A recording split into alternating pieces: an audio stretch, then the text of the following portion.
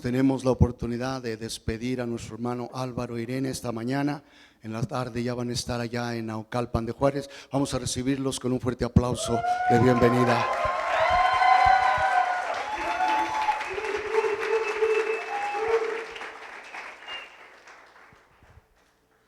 Amén. Muchas gracias por estar aquí en esta mañana. Gracias a todos. La verdad no tengo un mensaje que ensayado que decirles, solamente agradecimientos.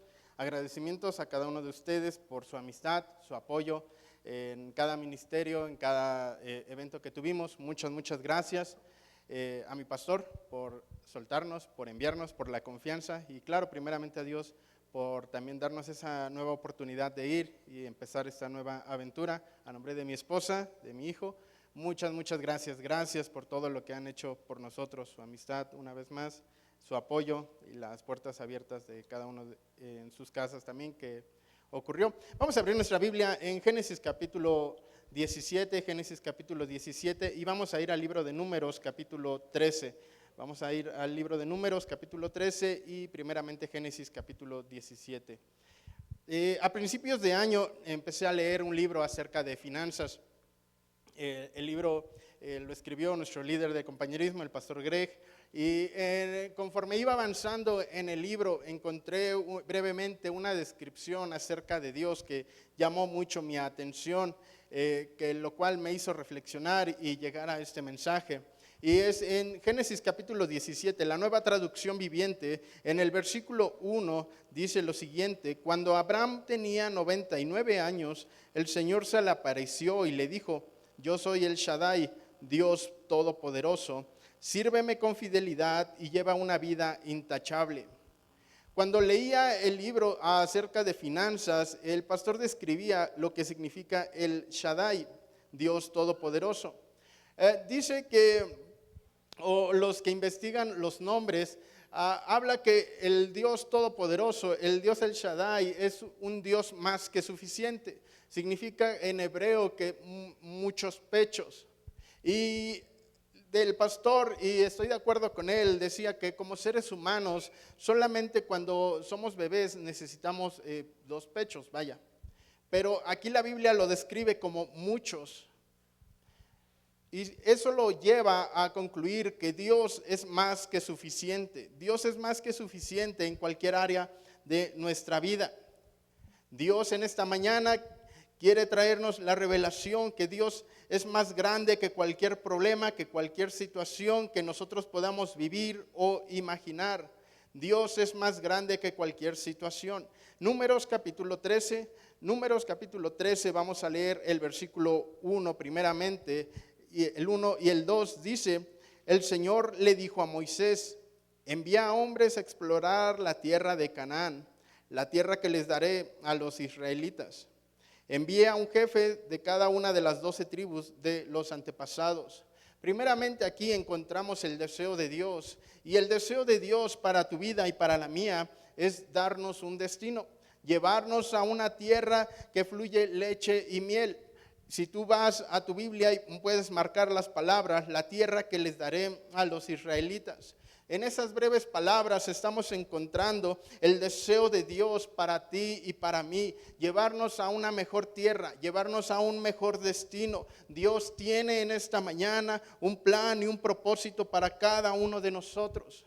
La Biblia dice que cuando Dios rescató al pueblo de Israel de Egipto, el pueblo de Israel llevaba cientos de años esclavizado, siendo maltratado, viendo la muerte de sus hijos. Pero aún en medio de todo eso, sabemos la historia que Dios los liberó. Dios abrió el mar, Dios los hizo caminar en seco, Dios por medio de una columna de fuego los fue guiando en la mañana, en la tarde los fue cuidando. Entonces descubrimos que cuando Dios liberó al pueblo de la esclavitud en Egipto, no lo dejó abandonado. No le dijo: bueno, ya te saqué, ya te liberé, suerte en el camino, que te vaya bien. Ahí está, ahí tú busca dónde vas a vivir, dónde te vas a establecer. Pero no, Dios tenía un plan, Dios tenía un propósito para toda esta nación y le dijo: yo te voy a dar una tierra. Lo mismo ocurre contigo y conmigo en esta mañana. Cuando Dios nos salva, cuando Dios nos rescata, cuando Dios nos restaura, no nada más es de que te vaya bien, gracias por venir a la iglesia, gracias por entregarme tu vida y que te vaya bien, ¿verdad? No es así. Dios tiene un plan, Dios tiene un propósito para cada uno de nosotros, para nuestro matrimonio, para nuestra familia. Dios tiene un propósito y Dios quiere llevarnos a un punto en el que digamos, Dios me ha traído aquí, aquí estoy feliz, aquí Dios me ha bendecido, porque ese es el plan de Dios. Dios lo hizo con su pueblo y Dios lo quiere hacer también en esta mañana con nosotros. Avanzando en la historia, en Números capítulo 13, vamos a encontrar que cuando Moisés le dijo a los 12 hombres, ¿saben qué? Van a ir y van a explorar la tierra.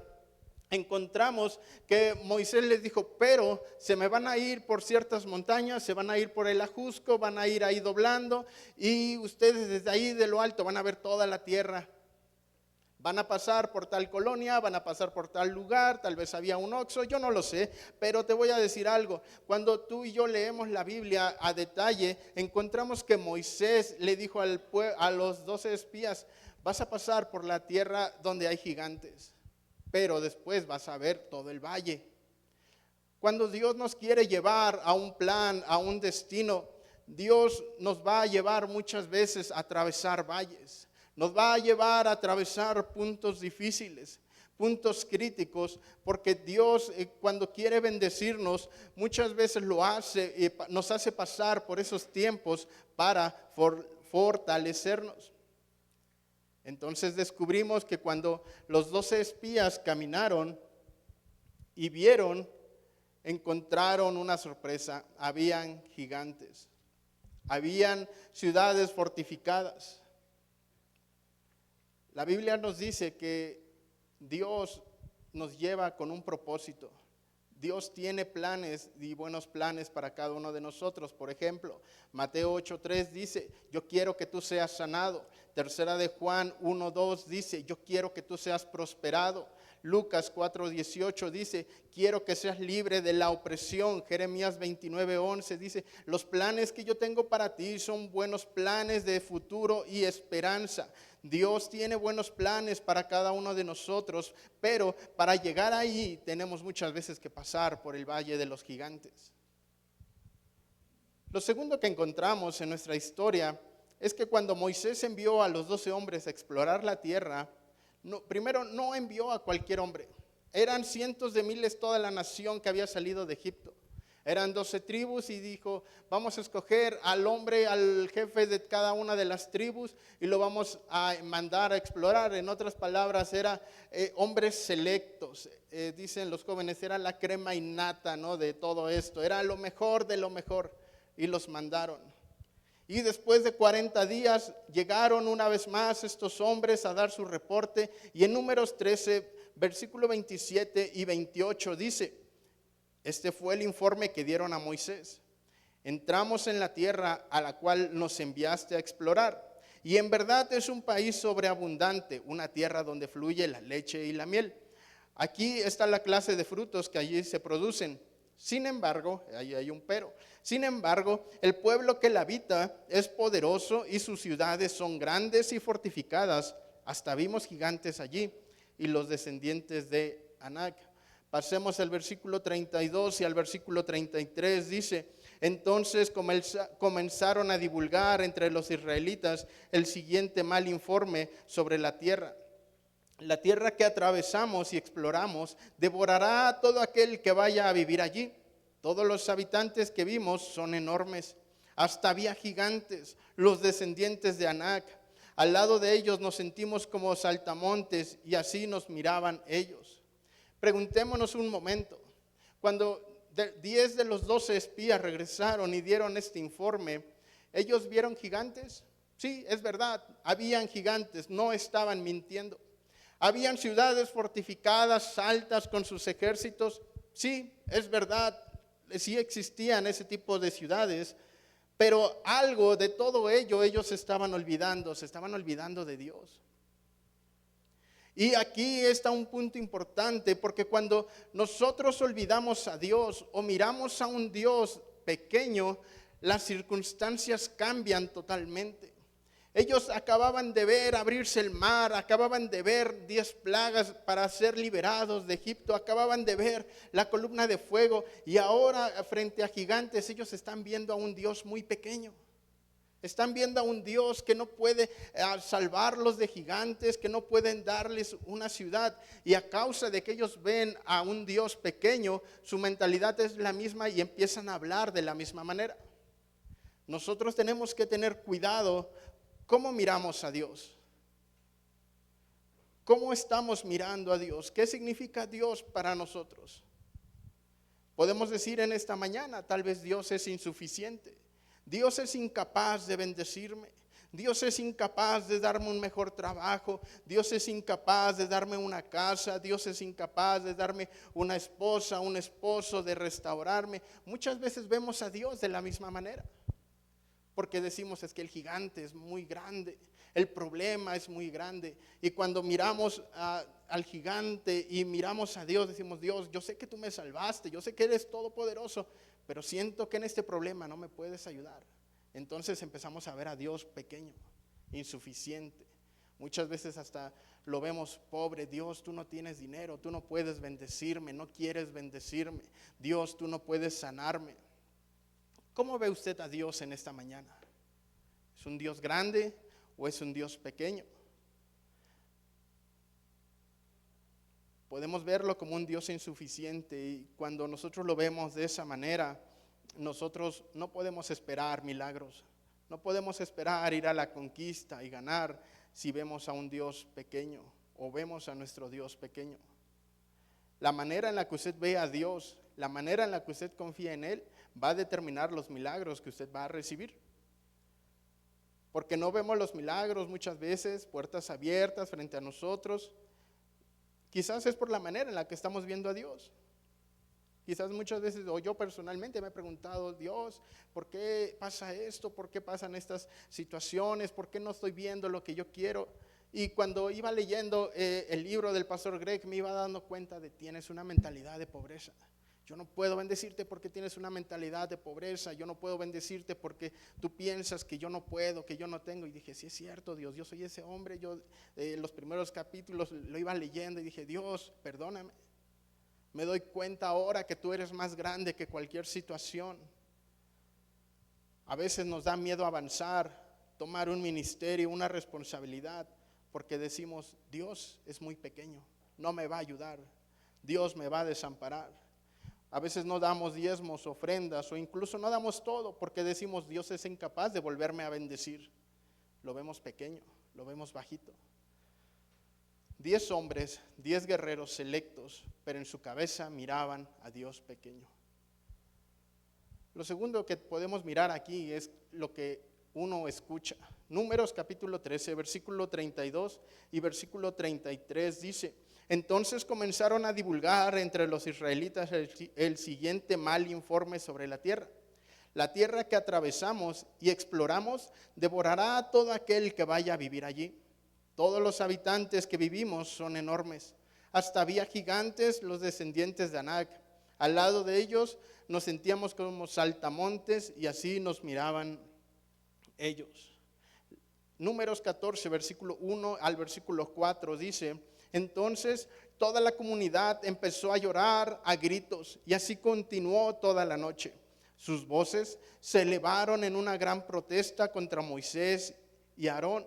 Si tan solo hubiéramos muerto en Egipto o incluso aquí en el desierto, se quejaban, porque el Señor nos está llevando a esta tierra solo para que muramos en batalla. A nuestras esposas, a nuestros hijos se llevarán como botín. ¿No sería mejor que volvernos a Egipto? Entonces conspiraron entre ellos y escojamos a un nuevo líder y regresemos a Egipto. La Biblia nos dice que estos hombres llegaron e impartieron una mala noticia. Es que son gigantes, es que nos ven muy pequeños, es que va a ser imposible que conquistemos esas tierras, es imposible que nosotros vayamos a ganar. Recuerda, en su mente ellos estaban viendo a Dios muy pequeño. Pero lo segundo es que eso lo impartieron a la gente y la gente empezó a escuchar. Entonces, si es muy difícil, ¿qué hacemos aquí? Imagínense, cada familia por 40 días está a la espera. Ojalá regresen ya pronto los espías, regrese mi esposo, mi viejo, mi gordo con ese informe y me diga, ¿sabes qué? Vi el valle, vi la tierra donde nos vamos a establecer, ahí vamos a vivir y yo ya estoy esperando que vengan ese reporte los hijos, y de repente llegan estos hombres y dan un mal reporte. Y la ilusión que tenía cada familia, toda la nación de escuchar un buen reporte, su esperanza, su expectativa se vino abajo. Se vino abajo por un mal reporte. Ahora, ¿cuántas veces nosotros también tenemos una expectativa? Dios me va a ayudar, Dios va a hacer grandes cosas, pero de repente llega alguien y nos empieza a decir palabras, ni se te ocurra, no lo intentes, no vayas. No tomes esa responsabilidad. Mira, yo he visto que a veces se mueren de hambre, yo he visto que les va mal, yo he visto que los dejan solos, y a veces empezamos a escuchar esos malos reportes. ¿Y qué decimos? No, sí es cierto, mejor ni le entro, mejor ni lo intento. Y nuestra fe, nuestra expectativa baja, se va al suelo.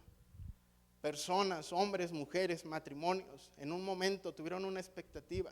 Voy a servir a Dios, voy a ser discipulado. Dios cuenta conmigo, pastor, cuenta conmigo. Pero de repente viene alguien y te da un mal reporte. No vayas.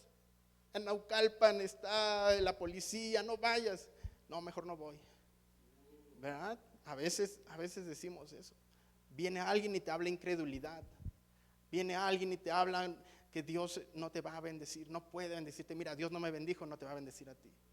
Y a veces vemos de esa manera, no avanzamos y nuestra fe se apaga. Tenga cuidado con lo que usted escucha, a quién escucha. Palabras de incredulidad pueden frenar su vida, su fe, su confianza en Dios. Porque estos 10 hombres tumbaron toda la fe de una nación. Porque dijeron, nos ven pequeño y es imposible. Y la ilusión de toda una nación se vino abajo. Tenga cuidado, porque si usted va a servir a Dios, usted va a tener que cerrar su oído a la incredulidad, a los malos reportes, a los malos reportes. Atrás de todo esto quieren decirte, Dios es pequeño y no te puede ayudar. Juan capítulo 6, versículo 9, la Nueva Traducción Viviente, dice lo siguiente. Juan capítulo 6, versículo 9.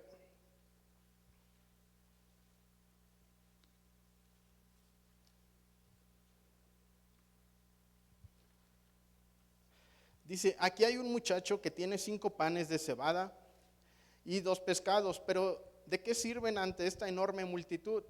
Andrés le está diciendo, Señor, tú nos pides que alimentemos a miles de personas y solamente tenemos 5 panes y 2 peces, pero ¿esto de qué sirve?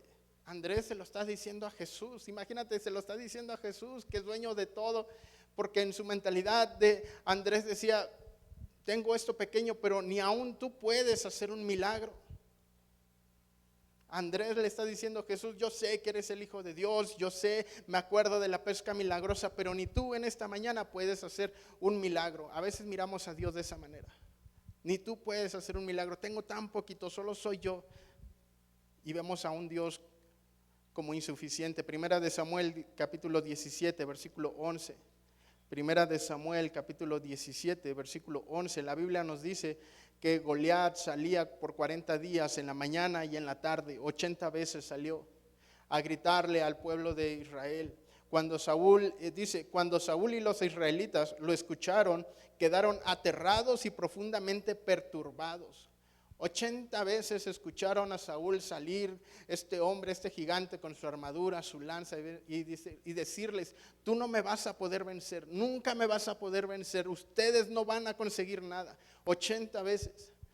Ahora, la estrategia del diablo la vemos aquí, porque el diablo va a susurrar o va a gritarte palabras. Tú no puedes tomar un ministerio. Tú no puedes levantarte, tú no puedes ser un líder, tú no puedes tomar un estudio, tú no puedes tomar un evangelismo, tú no puedes ser fiel, tú no puedes diezmar. Y eso lo empezamos a escuchar, y si es cierto, no puedo, nos da miedo y no avanzamos.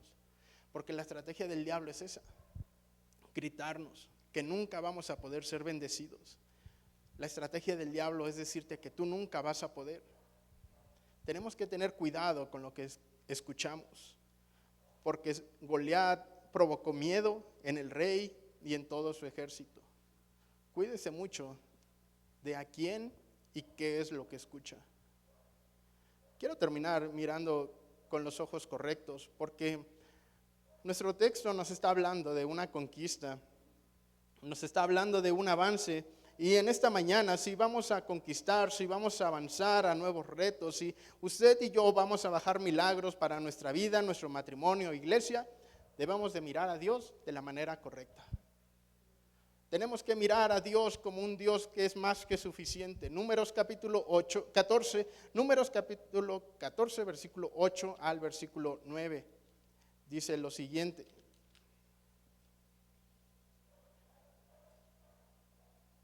Si el Señor se agrada de nosotros, Él nos llevará a salvo a esa tierra y nos la entregará. Es una tierra fértil donde fluye la leche y la miel. No se rebelen contra el Señor y no teman al pueblo de esa tierra. Para nosotros son como presa indefensa. Ellos no tienen protección, pero el Señor está con nosotros. No les tengan miedo. Dos hombres están alentando a toda la nación. No tengas miedo, Dios nos va a ayudar, Dios es más grande, Dios nos va a dar esa tierra, nos va a llevar a la victoria. Dos hombres tienen en su mente, tienen en su corazón la idea que Dios es más grande que esos gigantes. Y usted y yo en esta mañana tenemos esa invitación, ese reto de cambiar nuestra mentalidad, que por cualquier situación que tú estés viviendo, tienes que saber que Dios es más grande, que Dios tiene recursos ilimitados para ti y para mí, que Dios tiene la facultad y el poder para sanar, para restaurar, para liberar en esta mañana. Dios es más grande. El temor, las ideas que a veces vienen a nuestra mente y nos atormentan sobre pobreza, soledad, enfermedad, inseguridad, quiero decirte que no provienen de Dios. No es la voluntad de Dios que tú y yo vivamos con miedo. Tomar un ministerio, el discipulado como hombres, quiero decirte que es la voluntad de Dios que tú y yo avancemos, tomemos autoridad. Dios es más grande. Dios no te va a dejar solo. Dios no te va a fallar. Podemos ver en la Biblia, por ejemplo, David, un joven, corrió frente al gigante. ¿Por qué? Porque mientras él corría frente al gigante, él en su mente, en su corazón sabía, yo sirvo a un Dios más grande. Abraham tuvo el valor, la obediencia, aún con el dolor de su corazón, de entregar a su hijo Isaac y ponerlo sobre el altar, porque aún en medio de todo eso, Abraham sabía que Dios tenía el poder de devolvérselo a la vida. Daniel en el foso de los leones, con leones de más de 200 kilos, hambrientos, feroces, él sabía, Dios es más grande que cada uno de estos leones. Usted y yo en esta mañana tenemos que cambiar nuestra manera de ver a Dios. Sepa que por cualquier cosa, sepa que por cualquier situación donde usted va a andar, Dios va a ser más que suficiente y Dios va a ayudarlo. Dios no le va a fallar. Puede que usted esté en el horno de fuego, puede que esté en la tormenta, Dios no lo va a dejar solo. Si usted en esta mañana se ha convencido de que Dios no lo puede ayudar, créame, en un momento vamos a tener un llamado al altar. Usted necesita entregar esa mentalidad, rendirse a Dios. Dios, yo voy a confiar en ti de hoy en adelante. Tal vez voy a pasar por donde están los gigantes, tal vez voy a pasar por donde va a haber tormentas. No le estoy vendiendo la idea de que servir a Dios es siempre andar de victoria en victoria, que siempre nunca vas a tener problemas. No, servir a Dios no es fácil, pero sí te puedo decir que Dios es más grande que cualquier situación. Deuteronomio capítulo 31, versículo 6, dice lo siguiente. Así que sé fuerte y valiente, no tengas miedo ni sientas pánico frente a ellos, porque el Señor tu Dios, Él mismo, irá delante de ti, no te fallará ni te abandonará. Hermano, si vas a tomar un ministerio, si te vas a poner en serio con Dios, tienes que recordar esas palabras, no te fallará ni te abandonará. Si tú lees Deuteronomio 31, del 1 al 6, te vas a encontrar que en 6 ocasiones dice el Señor. el Señor tu Dios. ¿Por qué? Porque Él quiere recordarte que es Él más grande que cualquier situación. No te va a fallar y no te va a abandonar. Hace tiempo estaba en mi trabajo, y digo estaba porque ya no estoy en mi trabajo.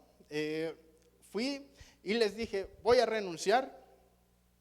Y dentro de mí hablaba con mi esposa y le decía, ¿sabes qué? Ya no me da tiempo de servir a Dios, es muy complicado, no me puedo concentrar.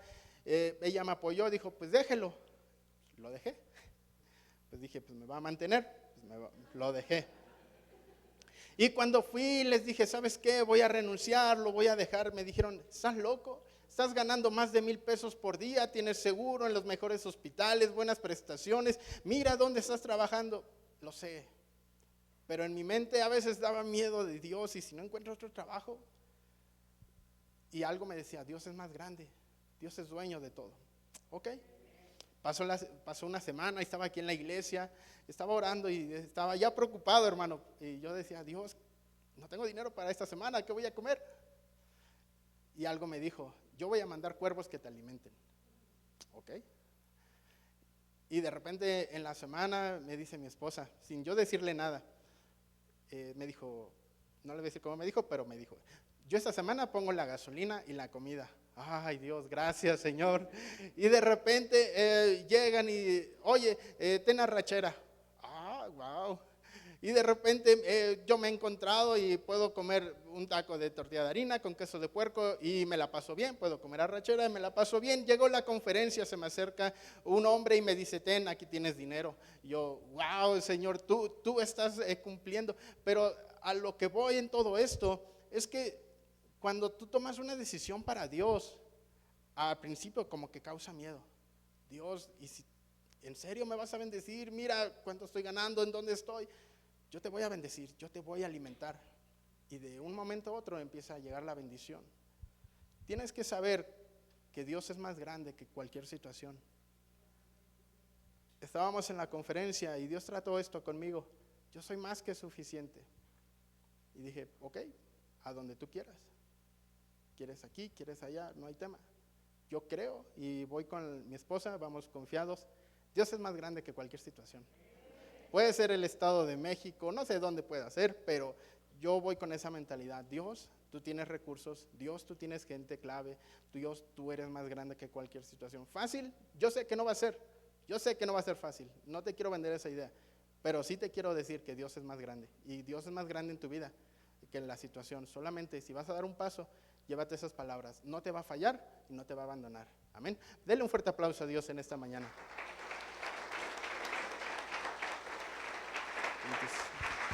Gracias, Señor Jesús. Te alabamos, bendito Dios. Te exaltamos, Señor. Voy a pedir cada cabeza inclinada, todo ojo cerrado, brevemente.